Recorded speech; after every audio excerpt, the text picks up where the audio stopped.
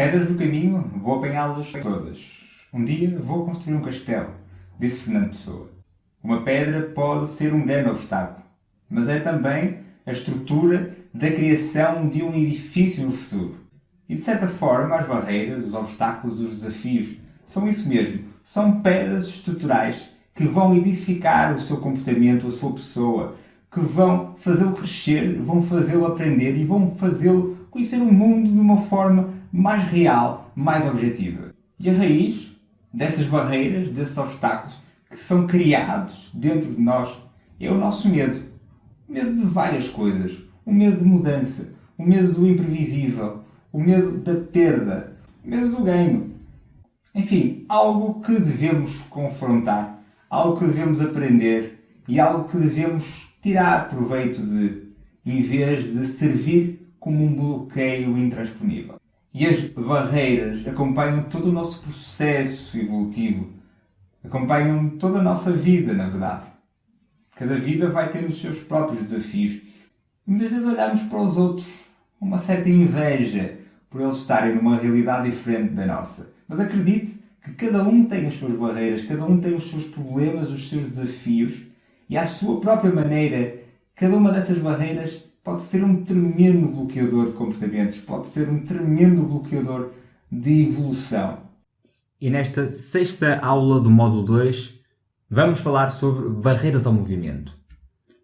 E as barreiras ao movimento são todos os obstáculos, todos os desafios que temos que lidar constantemente e superá-los para conseguir passar de um estado para o outro mais avançado.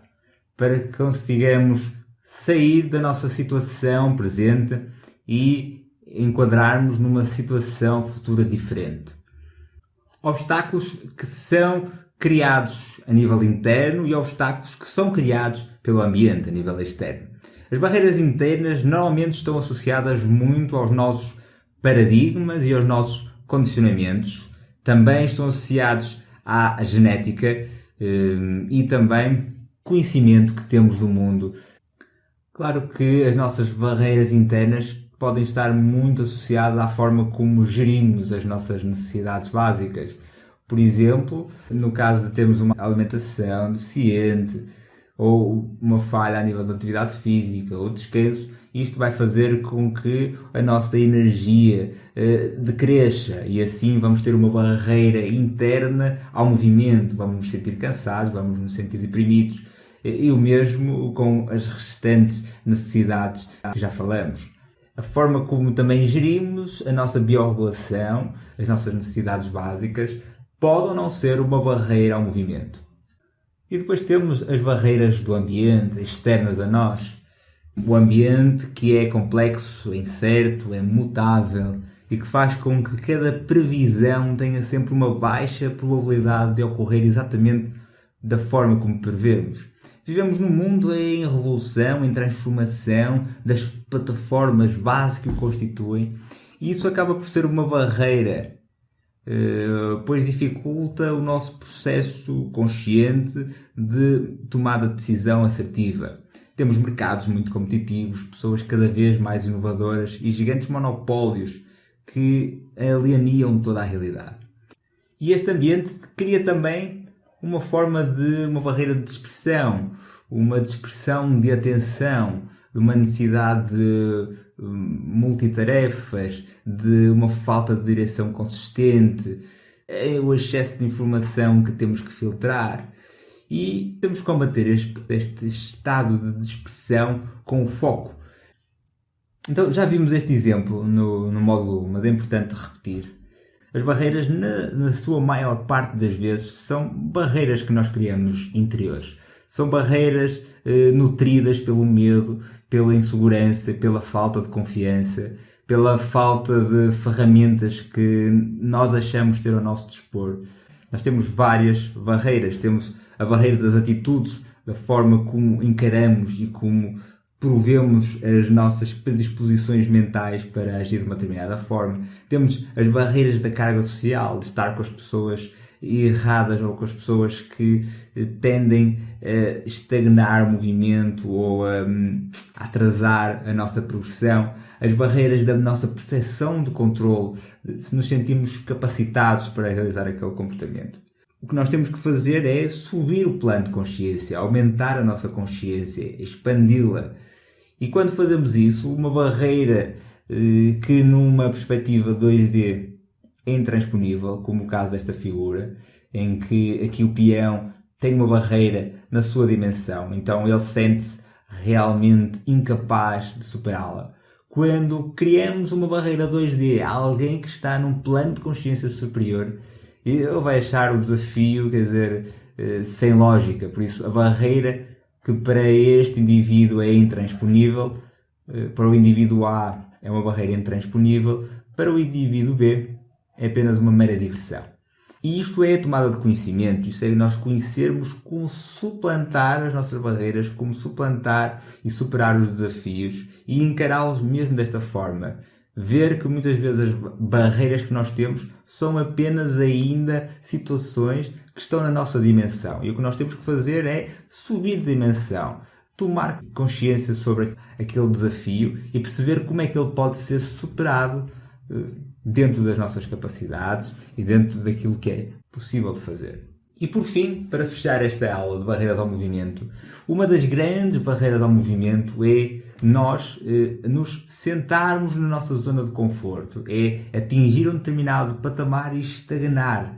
É o princípio da inatividade, da inércia, da estagnação, onde cristalizamos os nossos comportamentos e fazemos com que os comportamentos sejam padronizados e sempre iguais.